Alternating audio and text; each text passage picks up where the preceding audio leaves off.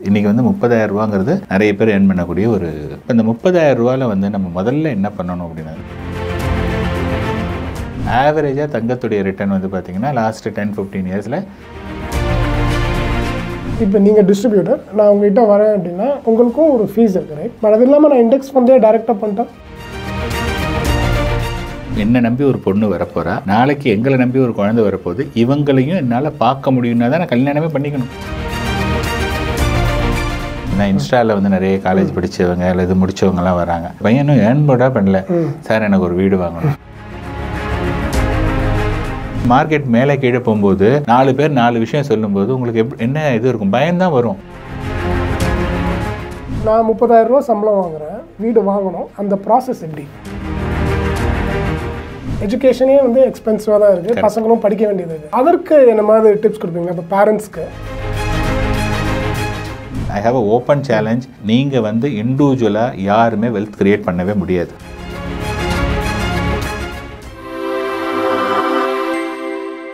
Chat with KC, chat with Karthik Chidambaram. Budget Padmanabhan sir அப்படின்னா மிக பிரபலம்.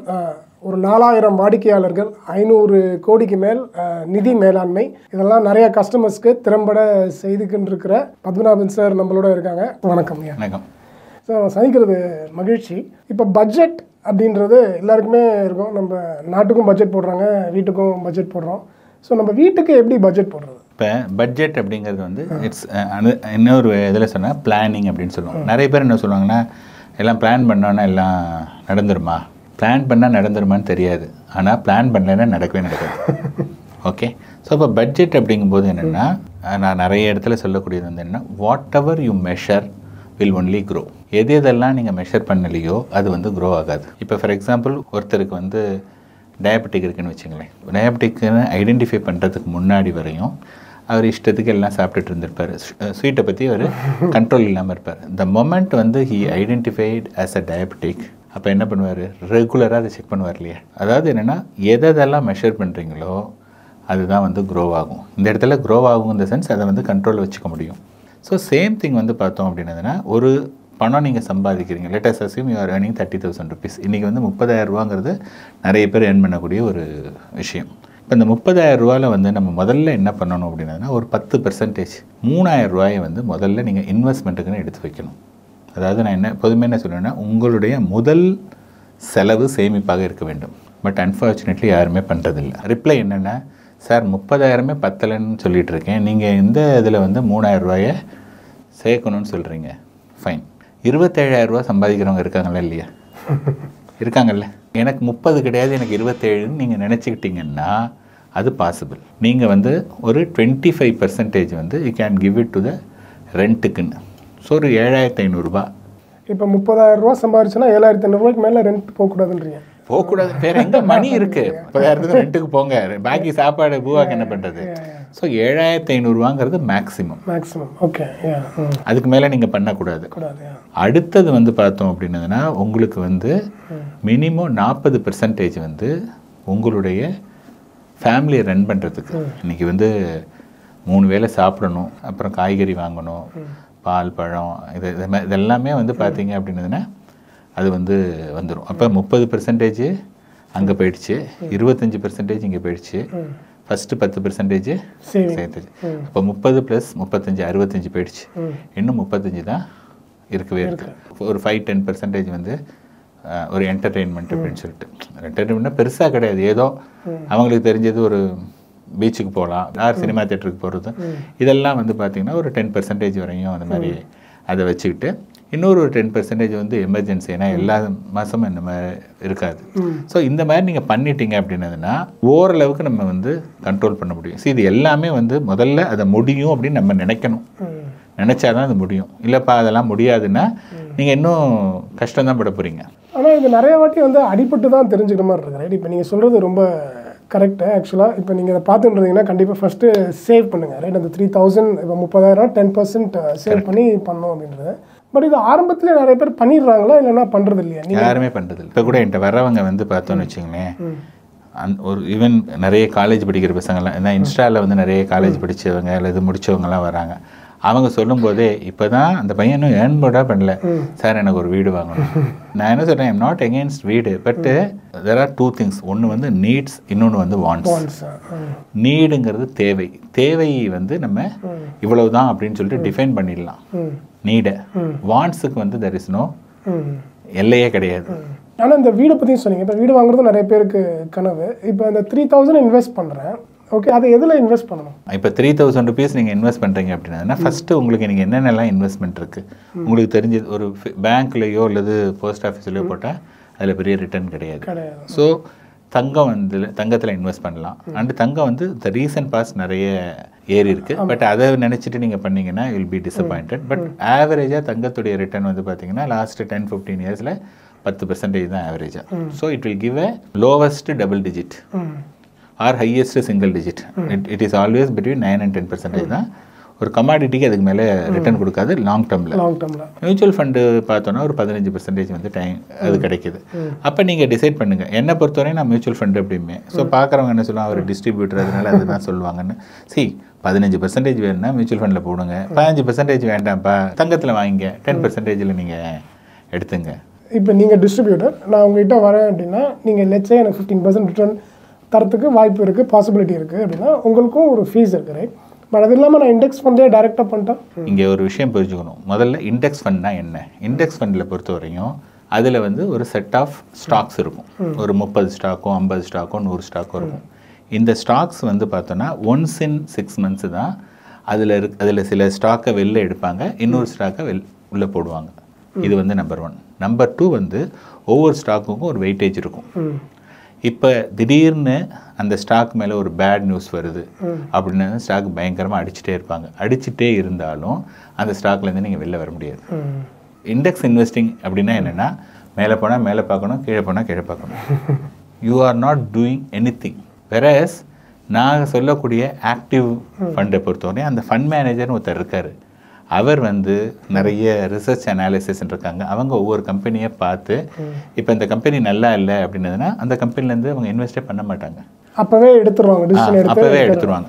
ஸோ இண்டெக்ஸ் ஃபண்டில் கம்மியாக ரிட்டர்ன் கொடுத்தாலும் பரவாயில்ல, ஒரு டிஸ்ட்ரிபியூட்டர்னு ஒருத்தர் இருக்காரு, அவர் பார்த்துக்கிறாரு. எனக்காக என்ன மாதிரி அவர் எல்லாத்தையும் பார்த்துக்கிறாரு. பார்த்துக்கிட்டாருன்னா அவர் வந்து இஸ் மேக்கிங் அரௌண்ட் 1%. அந்த 1% எப்படின்னா, நீங்கள் ஒரு ஸ்கீமை தேர்ந்தெடுக்கிறீங்க, அவரும் அதே ஸ்கீமை தேர்ந்தெடுத்துட்டு இருக்காரு. 2 பேரும் 10 வருஷம் 5 வருஷம் அதிலே ட்ராவல் பண்ணால் தான் அந்த 1%. இப்போ வந்து ஃபார் எக்ஸாம்பிள் இப்போ ரியல் எஸ்டேட்டில் நீங்கள் ஒரு இடம் வாங்கணும். இடம் வாங்கினீங்கன்னா ஒரு 2% வரையும் அந்த ரியல் எஸ்டேட்டுக்காரங்க வந்து புரோக்கரேஜ் கேட்குறாங்க. இப்போ உங்களை பொறுத்தவரையும் எதுக்கு நான் அவருக்கு 2% கொடுக்கணும்?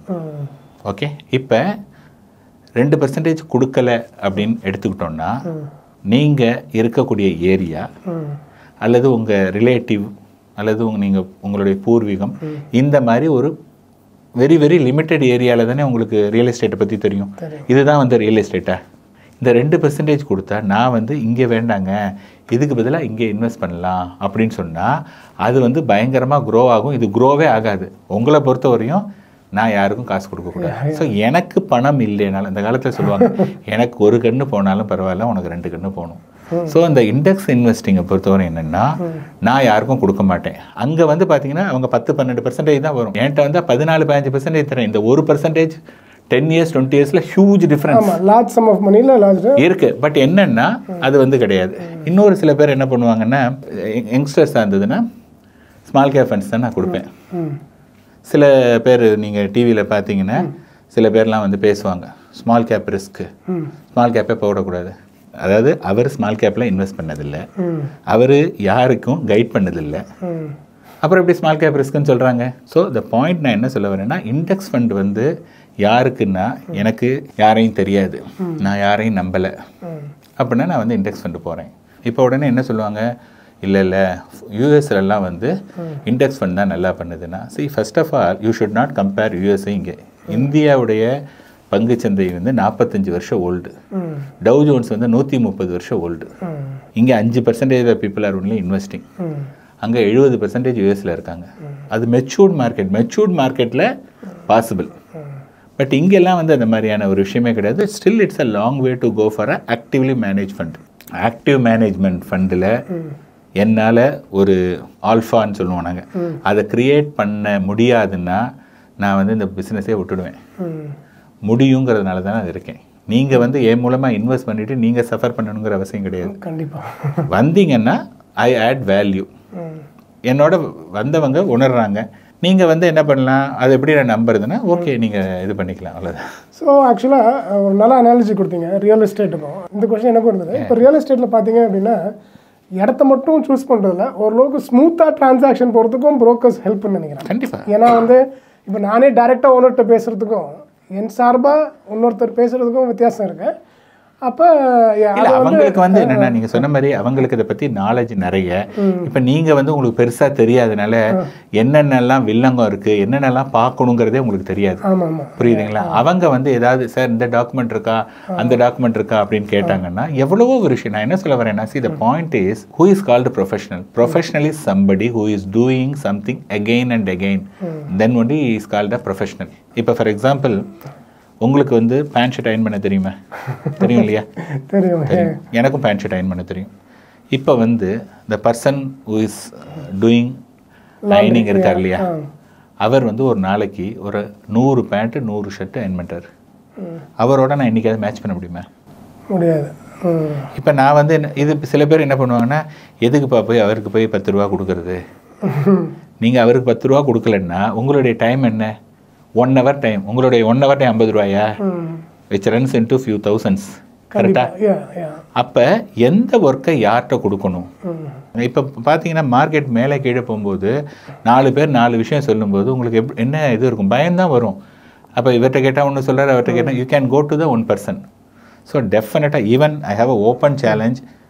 நீங்கள் வந்து இண்டிவிஜுவலாக யாருமே வெல்த் க்ரியேட் பண்ணவே முடியாது. ஓகே, நீங்கள் வந்து அது எப்படின்னு சொல்ல முடியும்? I will take it as a challenge அப்படின்னு ஒருத்தர் நினைச்சாருன்னா பண்ணலாம். ஆனால் அதுக்கு the kind of time what they are devoting, அது வந்து இட்ஸ் நாட் ஒர்த். அதுக்கு என்கிட்டே கொடுத்துட்டு போயிடலாம். ஆனால் இப்போ ஃபார் எக்ஸாம்பிள் நீங்கள் 15% க்ரோத் சொல்கிறீங்க, ரைட்? ஆர் வாட் எவர் அந்த நம்பர், அது 15% வளர்ந்தாலும் சரி 10% வளர்ந்தாலும் சரி நம்ம மியூச்சுவல் ஃபண்ட் டிஸ்ட்ரிபியூட்டருக்கு அந்த கமிஷன் போயிடும், ரைட்? அது கரெக்டு தானே? ஆமாம். ஸோ நம்ம பணம் வளருதோ வளரலையோ மியூச்சுவல் ஃபண்ட் டிஸ்ட்ரிபியூட்டருக்கு கமிஷன், அந்த அண்டர்ஸ்டாண்டிங் கரெக்ட் தான். ஆமாம். சரி, இந்த பாயிண்ட் வந்து இப்போ ஃபார் எக்ஸாம்பிள் நீங்கள் வந்து ஏதாவது ஒரு பொருள் வாங்குறீங்க, ஓகேங்களா? அதை வாங்கும்போது அந்த பொருளை விற்கிறவங்களுக்குன்னு ஒரு மார்ஜின் இருக்குது. அது வந்து அவங்க கஷ்டப்பட்டு அந்த ஒரு விஷயத்தை பண்ணுறாங்க, அதுக்கான பைசா, அதோடைய அவுட்கம்மை பற்றி. இப்போ நீங்கள் எப்போ ஒரி பண்ணணும்னா, ஃபார் எக்ஸாம்பிள் நான் இப்போ வந்து கோவிட் பீரியடில் ஒரு வருஷத்துலேயே 150% ரிட்டர்ன் கொடுத்தது. ஓகே, அப்போ நான் வந்து சார் 150% ரிட்டர்ன் கொடுத்துருக்கு, எனக்கு ஏதாவது கொஞ்சம் கொடுங்க நான் கேட்குறேண்ணே, நான் கேட்கல இல்லை. So the point is when I am not asking any money, when you are making அவ்வளோ பணம் நீங்கள் பண்ணும்போது நான் பண்ணலைன்னா கீழே வரும்போது நீங்கள் இது பண்ணிக்கணும் இல்லையா? இந்த ஹோல் ஜேர்னியே நான் என்ன சொல்கிறேன்னா, ஷார்ட் டேர்மில் மேலே போகும் கீழே போகும் அதை பற்றி கிடையாது. லாங் டேர்மில் வந்து ஒரு 13-15% வரதுக்கான வாய்ப்புகள் இருக்குது. அப்படிங்கும்போது உங்களுக்கு வந்து ஒரு பர்சன் இருக்காங்கங்கிறது எவ்வளோ பெரிய. ஆனால் இதில் எனக்கு என்ன ஒரு கேள்வி அப்படின்னா, இப்போ ஒரு பர்சன் இருக்காங்க, ரைட்? இப்போ நான் ஒரு இண்டெக்ஸ் ஃபண்டில் போடுறேன் அப்படின்னா நீங்கள் சொன்ன மாதிரி நான் இதை பற்றியும் யோசிக்கிறேன். நான் 10% 12% ஹாப்பினா அதில் நான் போட்டுடுறேன். பட் நான் இதுவே இது மியூச்சுவல் ஃபண்டில் போடணும் அப்படின்னா நீங்கள் சொன்னீங்க நம்மளே டைரெக்டாக மேனேஜ் பண்ணுறது கஷ்டம் க்ரோ பண்ணுறதுல. இப்போ நான் மியூச்சுவல் ஃபண்டு எந்த டிஸ்ட்ரிபியூட்டர் கண்டுபிடிக்கணும்ல, இப்போ அது நிறைய பேர் இருக்காங்களா, அதுக்கு நான் என்ன பண்ணணும்? இன்றைக்கி வந்து ஒரு மொபைல் ஃபோன் வாங்கணும், ஓகே, ஒரு லேப்டாப் வாங்கணும், ஓகேயா? என்ன பண்ணுறீங்க? கூகுளில் சர்ச் பண்ணுறீங்க, கரெக்டாக? அல்லது ரெவ்யூ ஒன்று பண்ணுறீங்க. இன்றைக்கி வந்து பார்த்தோன்னா நிறைய mutual fund distributor everybody is having website எல்லாருமே வச்சுருக்காங்க. அண்ட் அப்பார்ட் ஃப்ரம் தட் வந்து நிறைய பேர் வந்து சோஷியல் மீடியா ப்ரெசன்ஸ் எல்லாம் இருக்குது. நீங்கள் ஒருத்தரோட ஓகே, இப்போ நான் ஒன்று பேசுகிறேன், என்ன மாதிரி 110 பேர் இருக்காங்க, யார் பேசுகிறது வந்து உங்களுக்கு கனெக்ட் ஆகுது நீங்கள் கேளுங்க. இப்போ வரீங்கன்னா அவங்களுக்கு நிஜமாகவே ஸ்டஃப் இருக்கா, அதாவது ப்ராடக்ட்டை வந்து புஷ் பண்ணுறாங்களா, வந்ததுலேருந்தே சார் எவ்வளோ போட போகிறீங்க, எவ்வளோ இன்வெஸ்ட் பண்ண போகிறீங்க, இந்த ப்ராடக்ட் அது மாதிரி சொல்கிறாங்களா, இல்லை அதை பற்றிலாம் பேசாமல் உங்களுக்கு என்ன வேணும் என்ன ஏதுன்னு சொல்லிட்டு அந்த மாதிரி கேட்டுட்டு நம்ம சொல்லும்போது, நான் மட்டும் பண்ணுறேன்னு சொல்ல, நிறைய பேர் இது மாதிரி தான் நாங்கள் பண்ணுறோம். ஐடென்டிஃபையிங் பீப்புளெலாம் வந்து பெரிய கஷ்டம் கிடையாது. நம்பர் 1. நம்பர் 2 வந்து இப்போ நீங்கள் என்ன ஐடென்டிஃபை பண்ணியிருக்கீங்க, என்னோட 1 வருஷம் ட்ராவல் பண்ணுறீங்க, 1 வருஷம் கழிச்சு உங்களுடைய எக்ஸ்பெக்டேஷனுக்கு நான் மேட்ச் ஆகலைன்னு வச்சுங்க ஃபார் எக்ஸாம்பிள். அப்போ நெக்ஸ்ட்டு வந்து நீங்கள் யாராவது ஒருத்தர், if you find other person you can move the funds to the other person. It's not like insurance மாதிரி போட்டோன்னா அவ்வளோதான்ப்பான்னு கிடையாது. பிடிக்கலன்னா மாறிடலாம். நீங்கள் you have a freedom. Correct. Exactly. அந்த இன்சூரன்ஸில் லாக்இன் மட்டும் நம்ம கடைசி வரைக்கும் கட்டி ஏன்னா இன்சூரன்ஸுங்கிறது contract, mutual fund is not contract. You can move any time. நான் பிடிக்கலன்னா டாட்டா பைபைன்னு போயிட்டே இருக்கலாம். இப்போ இதை ஒரு சாதாரண ஒருத்தர் பார்த்துட்டு இருக்காரு, 3000 ரூபா உங்ககிட்ட இன்வெஸ்ட் பண்ணால் கூட 3000லேருந்து கூட ஸ்டார்ட் பண்ணலாம், ரைட்? ஸோ இப்போ உங்ககிட்ட வந்து இப்போ இன்வெஸ்ட் பண்ணுறோம், ரைட்? சில சமயம் நமக்கு தேவைகளும் வருது. இப்போ நம்ம எமர்ஜென்சி ஃபண்ட் பட்ஜெட்டிங்கில் எமர்ஜென்சி ஃபண்டுன்னு சொல்கிறீங்க, தேவையும் வருது. இப்போ நான் 3000 ரூபா போட்டேன், 12 மாதத்துக்கு வந்துருச்சு, ரைட்? 36,000 ரூபா வந்துருச்சு. இப்போ அந்த 36,000மே வந்து லட்சம் 40-45 ஆயிடுச்சுன்னு வச்சுங்களேன். இப்போ திடீர்னு எனக்கு தேவை வருது, அப்போ என்ன பண்ணுறது ஆக்சுவலாக? இல்லை, நீங்கள் இப்போ வந்து ஃபார் எக்ஸாம்பிள் 36,000 போட்டிங்க, அது 40-45 இருக்குது. இப்போ உங்களுக்கு தேவைன்னா நீங்கள் எடுத்துக்கலாம். இல்லை அதை எடுத்துக்கலாம், பட் அதை எடுக்கிறது வந்து அட்வைசபிளா இல்லைனா அது எப்படி? இல்லை இப்போ சில சமயம் வந்து இப்போ மார்க்கெட் நல்லா ஏறுதுன்னு வச்சுங்களேன், அப்போ எடுத்துடலாமா தேவைன்னா? இல்லை சி, 2 விஷயம். இப்போ நீங்கள் ஒரு விஷயத்தில் இன்வெஸ்ட் பண்ணியிருக்கீங்க, இன்வெஸ்ட் பண்ணிட்டு இருக்கும்போது அதில் ஒரு க்ரோத்தை பார்க்குறீங்க. இப்போ வந்து அந்த க்ரோத்தை எடுத்தீங்கன்னு வச்சுங்களேன், எடுத்து என்ன பண்ண போகிறீங்க? ஒரு 5,000 போட்டுறீங்க, 60,000 போட்டுறீங்க, ஒரு 15,000 75,000 வச்சுருக்கு. 15,000 ரூபாய்க்கு ஒரு மொபைல் நான் வாங்கணும். ரொம்ப நாளாக இருந்தேன், 60 போட்டேன், 15னா அப்போ அந்த மணியை எடுத்து உங்களுடைய ஒரு தேவையை பூர்த்தி பண்ணணும். அந்த தேவையும் கண்டிப்பாக ரொம்ப நாளாக லாங் வெயிட்டுன்னா தாராளமாக அந்த 15 எடுத்து நீங்கள் பண்ணிக்கலாம். இப்போ 60 போட்டோமா, 15 வந்துருச்சா, அதுக்குள்ளே 15 வந்துருச்சு, நம்ம அதை கொண்டு போய் நான் எஃப்டியில் போட்டு வச்சுக்கிறேன், அதை நான் ப்ரொடெக்ட் பண்ணிக்கிறேன் அப்படிங்கிறது தப்பு. ஓகே. ஏன்னா நீங்கள் அங்கே வளரக்கூடிய ஒரு விஷயத்தை எதுக்காக இது பண்ணுறீங்க? ஏன் தப்புன்னு நான் சொல்கிறேன்னா, ஃபார் எக்ஸாம்பிள் நீங்கள் வந்து ஒரு பிஸ்னஸ், இப்போ நீங்கள் இந்த பிஸ்னஸ் பண்ணியிருக்கீங்க, let us say you have invested X rupees. ஒரு 2 years 3 years டவுன் த லைனில் X will become 3Xன்னு வச்சுங்க. அப்போ நீங்கள் என்ன பண்ணுவீங்க?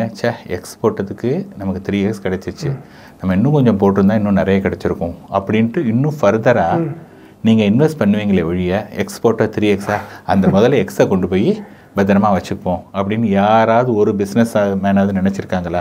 எனக்கு தெரிஞ்சு இல்லை. ஸோ இன்வெஸ்ட்மெண்ட்டுக்கு எக்ஸ்பைரி டேட்டே கிடையாது. நான் என்ன பண்ணுறேன்னா, என்கிட்ட பணம் இருக்குது, அந்த பணத்தை நான் வந்து ரெகுலராக இன்வெஸ்ட் பண்ணிகிட்டே இருக்கேன். ஸோ எனக்கு இப்போதைக்கு இது லாங் டேர்ம் நீடு அப்படின்னு நினச்சிட்டு நான் பண்ணிகிட்ருக்கேன். But there is a probability I May require immediately. தேவைன்னா நான் எடுத்துக்க போகிறேன். ஸோ லாங் டேர்மாக இன்வெஸ்ட் பண்ணுறீங்க. இப்போ நான் 30,000 ரூபா சம்பளம் வாங்குகிறேன், 3,000 ரூபா இன்வெஸ்ட் பண்ணுறேன். இப்போ வீடை பற்றியும் சொன்னீங்க, லைக் நான் 1 கோடி ரூபா இருக்குது, வீடு வாங்கணும், நான் 3,000 ரூபா சேவ் பண்ணுறேன், அந்த ப்ராசஸ் எப்படி? யார் ஒருத்தர் வீடு வாங்கணும் அப்படின்றதுனால, எஸ்பெஷலி இந்த மாதிரி சேலரிட் கிளாஸில் அவங்க வந்து லோனில் தான் வாங்க முடியும். ஸோ என்னைக்கு என்னுடைய சம்பளத்தில் ஒரு 50% நான் ஹோம் லோனுக்குன்னு கொடுத்தாலும் என்னுடைய தேவைகள் எதுவும் பாதிக்காது. அப்படின்னா you can consider buying a house. வாங்கணும்னு நான் சொல்லலை. ஃபார் எக்ஸாம்பிள், நான் 1 லட்ச ரூபா சம்பாதிக்கிறேன், ஓகேயா? நான் ஒரு வீடு பார்த்துருக்கேன், அந்த வீட்டுக்கு வந்து முன்பணம் கொடுத்தாச்சு, எனக்கு 50,000 ரூபா இஎம்ஐ. அந்த முன்பணம் கண்டிப்பாக நம்ம கையில் இருக்கணும், 20% ஆஃப் த மணி இருக்கணும்.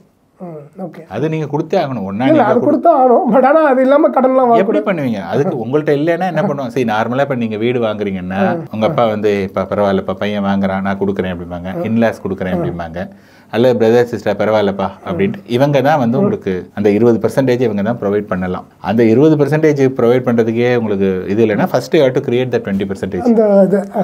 அப்போ தான் பண்ண முடியும். இப்போ வந்து என்னென்னா, இப்போ 1 லட்சத்தில் 50 அங்கே போயிட்டா த ரிமைனிங் 50,000ல் நான் என்னுடைய தேவைகள் எல்லாம் எப்படி ஒருத்தர் 50,000 ரூபா உள்ளவர் வந்து எப்படி எல்லாத்தையும் பிளான் பண்ணுவாரோ அந்த மாதிரி நம்ம பிளான் பண்ணிக்கணும். அப்போ தான் வந்து நீங்கள் வீடுங்கிறதே இருக்கணும். சரி, ஃபர்ஸ்ட் ஆஃப் ஆல் நான் என்ன சொல்ல வரேன்னா, இப்போ இருக்கக்கூடிய மக்களுக்கு இருக்கக்கூடிய ஒரு பெரிய ப்ராப்ளம் என்னென்னா, எப்படியாவது வீடு வாங்கணும் அப்படின்னு சொல்லிட்டு நம்மளுடைய அப்பா அம்மாலாம் வந்து எல்லாருமே வீடு வாங்கினாங்களே. எனக்கு தெரிஞ்ச வரையும் அவங்க வந்து most of them are only இந்த ரெண்டெடுது. ரிட்டையர் ஆன போது கொஞ்சம் நிறைய பணம் இருந்ததுன்னா அவங்க ஊரில் அங்கே தான் செட்டில் ஆக போகிறாங்கன்னா அந்த சமயத்தில் தான் மோஸ்ட்லி வாங்குவாங்க. இப்போ இருக்கக்கூடிய தலைமுறை வந்து வேலைக்கு சேர்ந்தவுடனே வீடு வாங்கணும், கார் வாங்கணும். சரி, இந்த வீடும் காரும் வந்து பார்த்தீங்க அப்படின்னதுன்னா நமக்கு வந்து ரெண்ட்டுக்கே சீப்பாக இருக்கும்போது என்னத்துக்காக you are unnecessarily owning a house, கரெக்டாக? ஸோ அந்த தாட் ப்ராசஸ் முதல்ல வந்து எப்படியாவது வாங்கணும் அப்படிங்கிற இதுவே கிடையாது. நீங்கள் இன்னொன்று வாங்கினீங்கன்னா you are unnecessarily creating a pressure. இப்போ என்ன ஆகுது, நீங்கள் வந்து வாங்கிட்டு செலவை சமாளிக்க முடியாததுனால என்ன பண்ணுறீங்க, திருப்பி பர்சனல் லோன் போகிறீங்க. அதுக்கப்புறம் அங்கே வந்துட்டு ஏதாவது ஒன்று மாட்டிக்கிட்டு அப்புறம் சார் அந்த வீட்டையே கம்மியான விலைக்கு என்னது. சரி, நம்ம வந்து ஆசைப்படலாம், அதெல்லாம் வந்து இது கிடையாது. அதுக்கு வந்து நம்ம அந்த தகுதியோ அதுவோ இருக்கணும். அப்படி இல்லைன்னா nothing wrong in living rented house. முதல்ல சொந்த வீட்டில் தான் இருக்கணுங்கிற அந்த அந்த எண்ணத்தை விட்டுருங்க. நான் இப்போ ரெண்டட் ஹவுஸில் தான் இருக்கேன். இப்போ இருக்கீங்க. ஆமாம், புரியுதுங்களா? ஸோ த பாயிண்ட் வந்து என்ன அப்படின்னதுன்னா, ஆக்சுவலாக ஏன் ரெண்டட் ஹவுஸில் இருக்கீங்க? இப்போ நான் வந்து இந்த ப்ரொஃபஷனுக்கு வரதுக்கு முன்னாடி ஐ பாட் அ ஹவுஸ். ஆமாம். ஓகேங்களா? அதில் இப்போ எங்கள் மதர் இருக்காங்க. ஓகே ஓகே, யாரோ ஒருத்தர் வந்து கம்மியான இதில் சப்சிடைஸ் பண்ணி நமக்கு வந்து வீடு கொடுக்குறாங்க. அப்படின்னு இருக்கும்போது நம்ம எதுக்கு போய் இந்த மணியை வாங்கணும்? ஒன்று. ரெண்டாவது, எனக்கு பிடிச்ச மாதிரியான வீடு வந்து நான் பார்க்கல. ஸோ நான் எப்போ வீடு வாங்குவேன் அல்லது வாங்கலாம் அப்படின்னதுன்னா, என்கிட்ட வந்து ஒரு 20 கோடி ரூபா பணம் இருக்குது. ஓகே, ஒரு 10 கோடி ரூபாய்க்கு எனக்கு ரொம்ப பிடிச்ச இந்த இடத்துல இந்த மாதிரி நோ காம்ப்ரமைஸ் அப்படிங்கிற மாதிரி ஒரு வீடு வந்ததுன்னா I may consider for buying house. Otherwise நான் போகிறேன், போய் ரெண்டடில் ஜம்முன்னு புதுசாக இருக்கக்கூடிய இதில் எல்லா விதமான ஃபெசிலிட்டியும் என்ஜாய் பண்ணுறேன். 3-4 வருஷத்தில் அது பழசாயிடுதா, I can go to the another. பிடிக்கலாம், வீடு மாற்றிடலாம், மாறிட்டே இருக்கலாம். ஸோ இப்போ வந்து நிறைய அசெட் கிளாஸ் இருக்கு இல்லையா? இப்போ வந்து இப்போ மியூச்சுவல் ஃபண்ட் சொல்கிறீங்க, ஒரு இந்த ஸ்டாக்ஸ், அது மாதிரி ரியல் எஸ்டேட். இப்போ நீங்கள் ரியல் எஸ்டேட்லேயும் இன்வெஸ்ட் பண்ணுறீங்களா, இல்லை நீங்கள் பண்ணுறது இல்லையா? இல்லை, நான் பண்ணுறதில்ல. நான் ஏன் பண்ணுறதில்ல அப்படின்னதுன்னா, எனக்கு அதை பற்றிய நாலேஜ் ரொம்ப கம்மி. ஓகே, இன்னொன்று வந்து பார்த்திங்கன்னா, என்னுடைய சர்க்கிள்லையும் யாரும் அவ்வளோ தூரம் அந்த இதை பற்றி இது இல்லை. அண்டு வந்து அது எவ்வளோ தூரத்துக்கு வந்து அது க்ரோத்துங்கிறது வந்து நமக்கு தெரியாது. அதனால வந்து பார்த்தோன்னா எனக்கு வந்து இது வந்து ப்ரெடிக்டபிள் இது. ஸோ என்னால் என்னுடைய வெல்த்தை வந்து 15% மேலே என்னால் காம்பவுண்ட் பண்ண முடியும். இந்த லாஸ்ட் 10-15 இயர்ஸாக ஐ கீப் இன்வெஸ்டிங். கரெக்ட். ஓகேயா? என்னுடைய ஒவ்வொரு இன்வெஸ்ட்மெண்ட்டும் 20% கொடுத்துருக்கு. அதாவது ஒன்று வந்து 100 கொடுத்துருக்கோம், சிலது மைனஸ் கூட கொடுத்துருக்கோம், சிலது 10 இருக்கும், சிலது 25 இருக்கும், அந்த மாதிரி. ஸோ அதுதான் வந்து என்ன சொல்லுவாங்கன்னா XIRR அப்படின்னு சொல்லுவோம். ஒவ்வொரு இன்வெஸ்ட்மெண்ட்டும் எவ்வளோ ரிட்டர்ன், அது வந்து பார்த்தீங்கன்னா it is more then 20%. Every investment. So இப்போ இன்வெஸ்ட்மெண்ட் பண்ணுறோம். இப்போ எஸ்ஐபி பற்றி சொன்னோம், ரைட்? இப்போ எனக்கு லம்சமாக இருக்குது, லட்சம் ஒரு 1 கோடி இருக்குன்னு வச்சுங்களேன், அது என்ன பண்ணுறது? இல்லை, இப்போ ஃபார் எக்ஸாம்பிள் நீங்கள் உங்கள்கிட்ட இப்போ 1 கோடி ரூபாய் இருக்குது. நான் முதல்ல என்ன கேள்வி கேட்பேன்னா, உங்கள்கிட்ட 1 கோடி ரூபாய்க்குன்னா இந்த மணி எப்போ வேணும்? First question. இப்போ அந்த மாதிரி இருக்கும்போது உங்களுடைய பதில் என்னவாக இருக்குன்னா, சார் எனக்கு இப்போ தேவையில்லை, அல்லது மினிமம் 5 வருஷம் நான் வெயிட் பண்ணுவேன். இது வந்து ஒரு பதிலாக இருக்கும். இன்னொரு பதில் வந்து இந்த 1 crore இருக்கு இல்லையா, எனக்கு வந்து இப்போ இம்மீடியட்டாகவே எனக்கு மாதம் ஒரு மணி வேணும், அது வந்து கேஷ் ஃப்ளோ வேணும். ஆர் இந்த ஒரு 1 year 2 yearsக்கு வேண்டாம், 2 வருஷத்துக்கு அப்புறமா எனக்கு கொஞ்சம் மணி வேணும். ஓகேயா? இதில் வந்து இன்னொரு விஷயம் நீங்கள் என்ன பார்க்கணும் அப்படின்னதுன்னா, நம்ம இன்வெஸ்ட் பண்ண போது மார்க்கெட் எந்த லெவலில் இருக்குது. இப்போ வந்து September 24 சென்செக்ஸ் வந்து பார்த்தீங்கன்னா கிட்டத்தட்ட 87,000 லெவலில் இருந்தது. இட் கேம் டு 72,000-73,000 வரையும் வந்தது. நவ் இட் இஸ் 81,000 இருக்குது.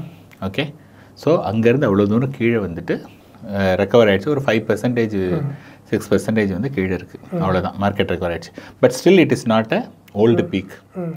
அப்படின்னு இருக்கும்போது என்னுடைய கால், நான் வந்து என்ன பார்ப்பேன்னா, நீங்கள் 1 கோடி ரூபாய் கொடுக்குறீங்கன்னா இப்போ வந்து ஒரு 50 லட்ச ரூபா போட்டுடுவேன்.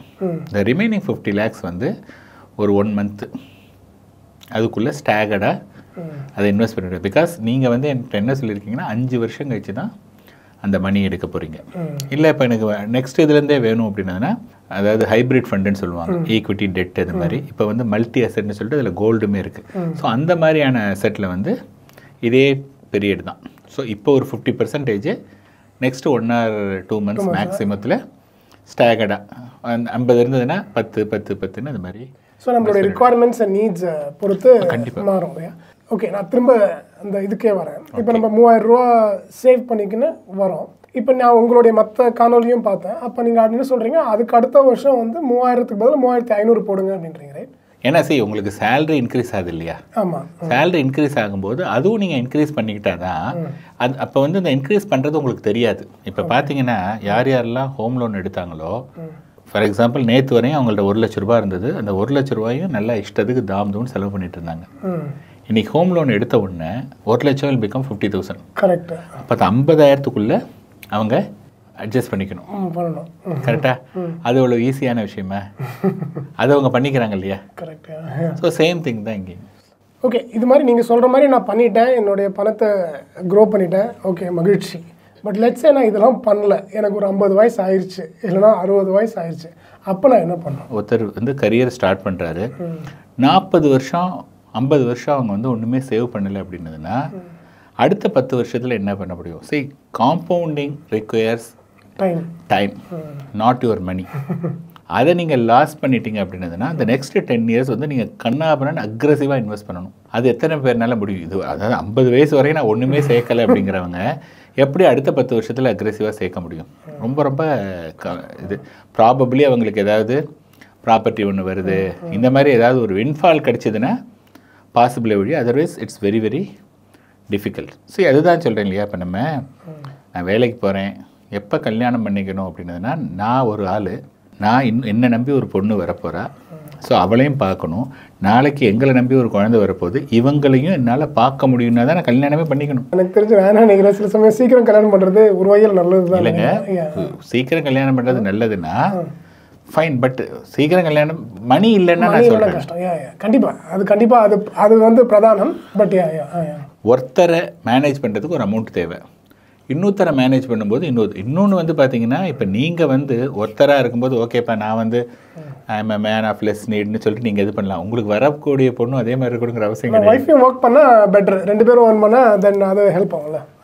ஸோ பட் எல்லா இடத்துலையுமே வந்து ஒர்க்கிங் உமன் கிடைக்குமா? அந்த ஒர்க்கிங் உமன் வந்து நீங்கள் ரொம்ப கம்மியாக சம்பாதிக்கணும்னு உங்களை கல்யாணம் பண்ணிக்கணுங்கிற அவசியம் இல்லை இல்லையா? கண்டிப்பாக அந்த இதெல்லாம் இருக்குது. நேத்தி கூட ஒருத்தரோட பேசிகிட்டு இருந்தேன், அவர் வந்து கத்தாரில் இருக்கார். ஓகே, சொல்லும்போது அவர் என்ன சொல்கிறாருன்னா, பையனுக்கு இப்போ ஸ்கூலுக்கு போயிட்டு வரணும் அப்படிங்கிறதுக்காக நான் கார் வாங்கியிருக்கேன். எவ்வளவு கார்னா 23 லட்ச ரூபா கார். சரி, என்னென்னா அந்த ஒரு பொருள் வாங்குகிறோம் அப்படின்னதுன்னா அதுக்கு வந்து யூஸ் என்ன இருக்குது அப்படிங்கிறது பார்க்கணும். குழந்தைய மட்டும் ஸ்கூலை கொண்டு ட்ராப் பண்ணுறதுக்கு அவ்வளோ பெரிய கார் வேணுமா? வாங்கினா அதுக்கான மணி 28,000 ரூபா இஎம்ஐ கட்டணும். லோன் வாங்கி கார் வாங்கணுன்ற அவசியம் இல்லை, அது வந்து தேவை கிடையாது. ஸோ சீக்கிரமே சேர்க்க ஆரம்பிக்கணும். அதாவது ஸ்டார்ட் ஏர்லிங்கிறது அதாவது நம்ம சின்ன வயசுலேருந்தே எறும்பு என்ன பண்ணுது, எறும்பு வந்து பார்த்தோன்னா வெயில் காலத்துலேயே மழை காலத்துக்கு தேவையான அந்த என்னென்ன உணவுப் பொருளோ அதை பத்திரமா போய் சேர்த்துக்குது. எறும்பு பார்த்தீங்கன்னா எல்லாம் சிக்ஸாகாக என்றைக்குமே போகாது, பார்த்துருக்கீங்க இல்லையா? எல்லாம் ஒரு லைன் பிடிச்ச மாதிரி போகும். So there are so many you can learn. See, கற்றுக்கிறங்கிற எண்ணம் மட்டும் இருந்தால் போகிறோம். அது உயிருள்ள பொருள், உயிரில்லாத பொருள், 5 அறிவு 6 அறிவு எதுலேருந்து வேணாலும் நம்ம கற்றுக்கலாம். இப்போ காலேஜ் சேவிங்ஸ்ன்றது ரொம்ப முக்கியமாக இருக்குது. இப்போ நிறைய பசங்க இப்போ வந்து எஜுகேஷனே வந்து எக்ஸ்பென்சிவாக தான் இருக்குது, பசங்களும் படிக்க வேண்டியது இருக்குது. அதற்கு என்ன மாதிரி டிப்ஸ் கொடுப்பீங்களா இப்போ பேரண்ட்ஸ்க்கு? குழந்தை பிறந்த உடனேயே நீங்கள் வந்து உங்களுடைய குழந்தைய எங்கே சேர்க்க போகிறீங்க? So I always make it to 2 things. ஒன்று வந்து என்னென்னா மெடிக்கல், இன்னொன்று வந்து நான் மெடிக்கல். இன்றைக்கி மெடிக்கல் வந்து ரொம்ப ரொம்ப காஸ்ட்லி. பர் இயர் வந்து பேமெண்ட்டில் வந்து 25 to 30 lakh rupees per year கட்டணும். 5 வருஷத்துக்கு 1.5 கோடிக்கு மேலே ஒன்லி த ஃபீஸ். ஸோ அது நான் எல்லாருனாலையும் அஃபோர்ட் பண்ண முடியாது. அது வந்து இன்றைக்கி 30 லட்சம். மெடிக்கல் இன்ஃப்ளேஷன் வந்து 9%. மெடிக்கல் சீட் சொல்கிறீங்க? மெடிக்கல் சீட், மெடிக்கல் அப்படின்னதுன்னா அடுத்த 8 வருஷத்தில் இன்றைக்கி இருக்கக்கூடிய 30 லட்சங்கிறது 60 லட்சம் ஆகிடும். அடுத்த 8 வருஷத்தில் 1.2 crore, இயர்லி 1.2 crore அப்படின்னா கிட்டத்தட்ட 6 கோடி ரூபாய்க்கு மேலே இது பண்ணணும். ஸோ அதனால் அதை நீங்கள் விட்டுடுங்க. ஸோ அடுத்தது வந்து பார்த்தீங்கன்னா இன்ஜினியரிங். அதுக்கு இன்றைக்கி குட் குவாலிட்டி காலேஜஸில் வந்து சம்வேர் பிட்வீன் 20 to 25 lakhs. அது 25 லட்ச ரூபான்னு எடுத்திங்கன்னா, இப்போ தான் உங்கள் குழந்தைக்கு ஒரு வயசுன்னா 17 வருஷத்தில் த ரேட் ஆஃப் 8% இன்ஃப்ளேஷனில் யூ நீட் 90 lakh rupees. ஸோ அந்த 90 lakhs நீங்கள் ரொம்ப பயப்பட வேண்டாம். அதுக்கு 17 வருஷம் இருக்கிறதுனால நீங்கள் ஈவன் ஒரு 11,000 12,000 rupees இன்றைக்கி நீங்கள் சேர்த்திங்கன்னா கூட அந்த 90 lakhs மீட் அவுட் பண்ணிடலாம். குழந்தையுடைய எஜுகேஷனில் நான் காம்ப்ரமைஸ் பண்ண மாட்டேன் அப்படின்னு நினச்சிங்கன்னா இது பண்ணணும். இது வந்து முன்னாடியே நீங்கள் பிளான் பண்ணிங்கன்னா, அதான் சொல்கிறேன், everything you start early அப்படின்னதுன்னா இது எல்லாமே பாசிபிள். காலத்தை பயிர் செய். கண்டிப்பாக 100% ரைட்லி டோல்டு. இப்போ இறுதியாக ஒரு கேள்வி. இப்போ மெடிக்கல்னு சொன்னீங்க, ரைட்? மெடிக்கலும் வந்து அது ஒரு பெரிய காஸ்ட். இப்போ ஆப்வியஸாக இப்போ நமக்கு சின்ன வயசில் ஓரளவுக்கு ஹெல்த்தியாக இருக்கும், பரவாயில்ல. 60 வயசுக்கு அப்புறம் மெடிக்கல் காஸ்ட்லாம் வருது. அதுக்கு இன்சூரன்ஸ் தான் பெட்டர் அப்ரோச்சா, இல்லைனா வேறு என்ன மாதிரி சஜஸ்ட் பண்ணுறீங்களா? இப்போ வந்து பார்த்தோன்னா இன்றைக்கி ஹெல்த் இன்சூரன்ஸ் வந்து அப் டு 1 crore தராங்க. அதாவது ஒரு பேஸ் பாலிசின்னு ஒன்று இருக்குது, அப்புறம் வந்து டாப் அப்னு இருக்குது. ஸோ பேஸ் பாலிசி வந்து between 5 to 10 lakh rupees base policy, 90 lakh rupees வந்து டாப் அப். இன்றைக்கி வந்து சப்போஸ் உங்களுக்கு வந்து ஒரு 35 வயசு ஆகுது, நீங்கள் ஒய்ஃபு 2 குழந்தைங்க இருக்கீங்கன்னா உங்களுக்கு base policy to cover 10 lakh rupees அப்படின்னா 10 லட்ச ரூபா உங்கள் அக்கௌண்ட்டில் இருக்குது. எய்தர் நீங்கள் மட்டுமே 10 லட்சத்தை எடுத்துக்கலாம் அல்லது 4 பேர் சேர்ந்து எடுத்துக்கலாம். That is a base floater policy.